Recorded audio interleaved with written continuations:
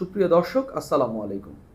গত বেশ কিছুদিন ধরেই বাংলাদেশের পররাষ্ট্র উপদেষ্টা তৌহিদ হোসেনের কোনো কার্যক্রম দেখা যাচ্ছে না।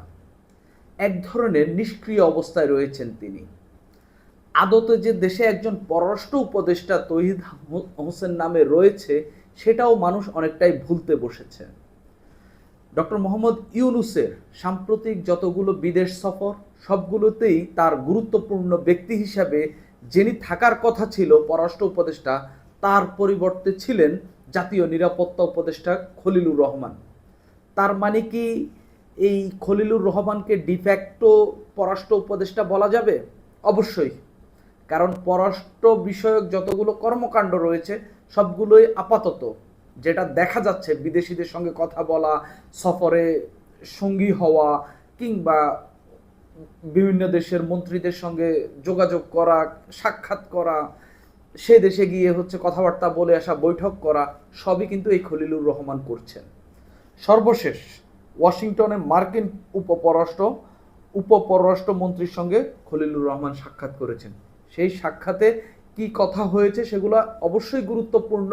তবে এই খলিলুর রহমানই কেন বারবার বিদেশে গিয়ে, যিনি একজন নিরাপত্তা উপদেষ্টা, বারবার বিদেশে গিয়ে তিনি গুরুত্বপূর্ণ ব্যক্তিদের সঙ্গে সাক্ষাৎ করে আসছেন, বৈঠক করে আসছেন? এতে কোনো অসুবিধা হওয়ার কথা না, কিন্তু একজন পররাষ্ট্র উপদেষ্টা থাকা সত্ত্বেও যিনি খুব একটা বেশি অ্যাক্টিভও না, যিনি খুব একটা বেশি কাজও করছেন না, তিনি নিষ্ক্রিয় অবস্থায় থেকে খলিলুর রহমান কাজ করছেন।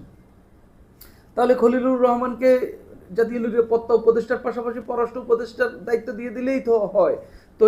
তৌহিদ হোসেনকে বাদ দিয়ে কিংবা তাকে আর একটা মন্ত্রণালয় দিয়ে দিলেই তো কাজের পরিসরটা ঠিকঠাক, যে যাকে যেমন দিতে চায় ডক্টর মোহাম্মদ ইউনূস, তেমনটা হয়ে যাচ্ছে।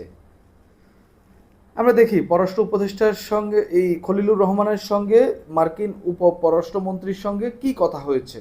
মার্কিন উপপররাষ্ট্রমন্ত্রী ক্রিস্টোফার ল্যান্ডাউয়ের সঙ্গে সাক্ষাৎ করেছেন। সাক্ষাতে দুজন রোহিঙ্গা সংকট, বাংলাদেশ ও যুক্তরাষ্ট্রের মধ্যে চলমান শুল্ক আলোচনা, দক্ষিণ এশিয়ার সাম্প্রতিক পরিস্থিতি এবং বাংলাদেশের গণতান্ত্রিক রূপ নিয়ে আলোচনা করেন।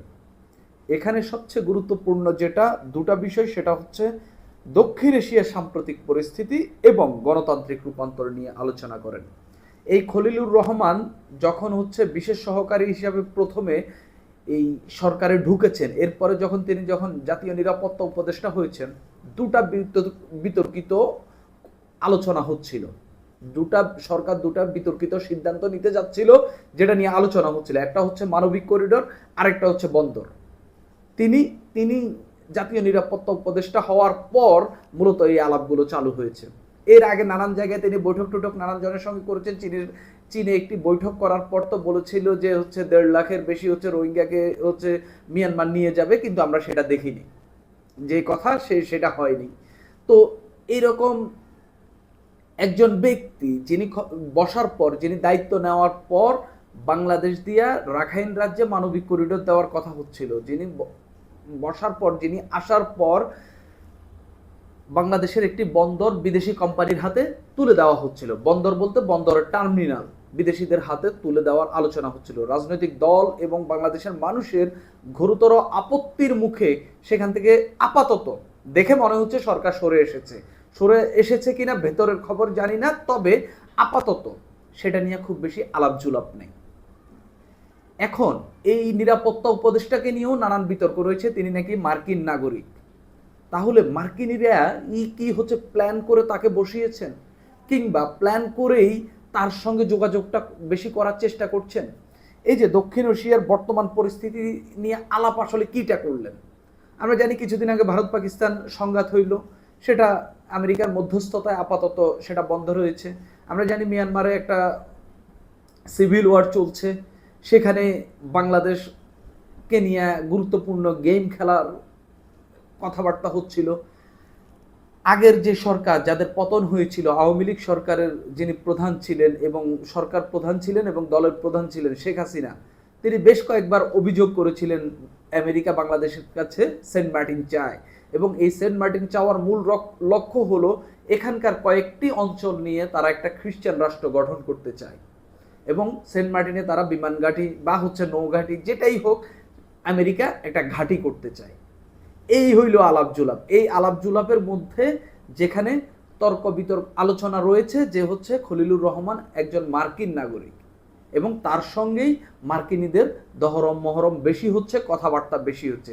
সেই ব্যক্তি মার্কিন উপপররাষ্ট্রমন্ত্রীর সঙ্গে, যেখানে বাংলাদেশের পররাষ্ট্রমন্ত্রী পর্যায়ে যিনি রয়েছেন পররাষ্ট্র উপদেষ্টা তৌহিদ হোসেন, যিনি যাওয়ার কথা তিনি না গিয়ে খলিলুর রহমান যাচ্ছেন।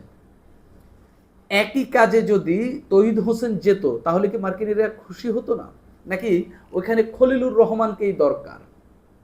এটা নিয়ে কিন্তু একটা প্রশ্ন তোলাই যায়। আমি সেই প্রশ্নই তুলছি এবং এটা নিয়ে ব্যাপক আলোচনা সমালোচনা কিন্তু চলছে।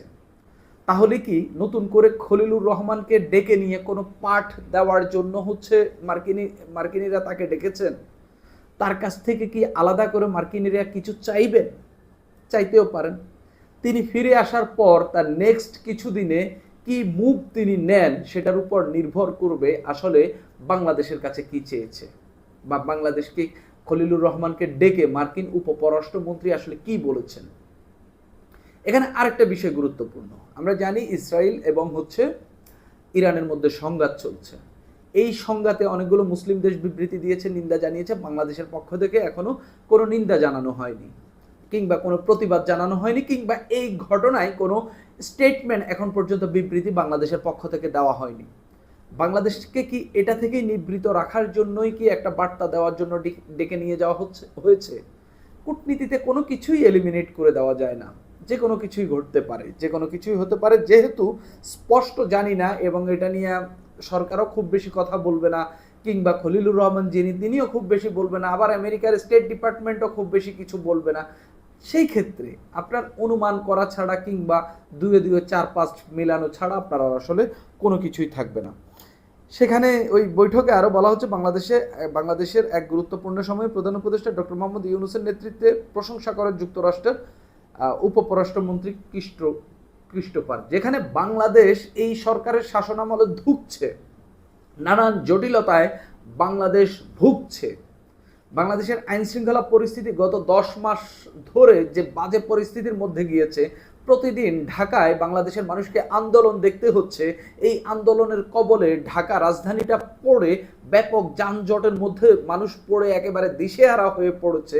ব্যাপক পরিমাণ ধরপাকড় সারা দেশে চলছে, সব কিছুই চলছে, কিন্তু আমেরিকা নাকি এই ডক্টর মোহাম্মদ ইউনূসের উপর খুশি। বাংলাদেশের মানুষকে জিজ্ঞাসা করেন তারা কতটুকু ডক্টর মোহাম্মদ ইউনূসের উপর খুশি নাকি অখুশি, সেটা বাংলাদেশের মানুষকে জিজ্ঞাসা করলেই জবাবটা পেয়ে যাবেন। সেই জায়গায় তারা এখনো ডক্টর মোহাম্মদ ইউনূসের উপর খুশি। কেন খুশি? তারা কি এখনো এক্সপেক্ট করছে যে ডক্টর মোহাম্মদ ইউনূস কিংবা বাংলাদেশের এই অঞ্চলে তাদের যে স্বার্থটা আছে বাংলাদেশ তাদেরকে সেটা দিয়ে দিবে, সেজন্যই কি এখনো খুশি থাকছে? শেখ হাসিনার সময় আমরা দেখতাম নানান সময় কি প্রায় 2-1 দিন পর পরেই আমেরিকা স্টেট ডিপার্টমেন্টের যে এই ব্রিফিং হইতো সেখানে, তারপরে আমেরিকা এমনি আলাদাভাবে বিবৃতি দিয়ে হচ্ছে নানান সময় নির্বাচনের কথা বলতো, গণতান্ত্রিক নির্বাচনের কথা বলতো, সভা সমাবেশের অধিকারের কথা বলতো। গত কয়েক মাসে বাংলাদেশে একটি দলকে নিষিদ্ধ করে ফেলা হয়েছে, আমেরিকা একটা বিবৃতি দেয়নি। তার মানে বোঝা যাচ্ছে নিশ্চয়ই তারা এখানে কোনো একটা স্বার্থ হাসিল করতে চাচ্ছে এবং সেটার জন্যই খলিলুর রহমান তাদের আস্থাভাজন প্রিয় লোকটাকেই তারা ডাক দিয়েছে। এটাই মোটামুটি অনুমান এবং এটা ধরেই এই কথাটা ধরেই অনেকেই সমালোচনা করছেন। যদি সেটাই হয়ে থাকে তাহলে ডক্টর মোহাম্মদ ইউনূস আমি বলবো যে বাংলাদেশের মানুষের সঙ্গে বেইমানি করছেন। কেননা নির্বাচন ডিসেম্বরে কিংবা ফেব্রুয়ারিতে কিংবা এপ্রিলে কিংবা জুনে, যে সময়ই হোক ডক্টর মোহাম্মদ ইউনূসের সমস্যা হওয়ার কথা না। কেন জানি তিনি টেনে এটাকে 2026 সনেই নিয়ে যাচ্ছেন। নানান আন্দোলন, নানান প্রতিবাদ, নানান কথাবার্তা চলছিল। ডক্টর মোহাম্মদ ইউনূসও ক্ষমতায় থাকতে চান না, তিনি বারবার বলেছেন, কিন্তু নির্বাচনটা ওনার 2026 সনেই হতে হবে। 2025 সনে কি এমন স্বার্থ তিনি হাসিল করতে চান যার কারণে 2025 সনটা পুরোটা সময় তার ক্ষমতায় থাকতে হবে? এখানেই একটা যদি কিন্তু এবং প্রশ্ন কিন্তু থেকেই যাচ্ছে এবং মানুষও কিন্তু এটা নিয়ে বলা বলি করছেন। সুপ্রিয় দর্শক, আপনাদের কি মত অবশ্যই জানাবেন। আজ এই পর্যন্তই।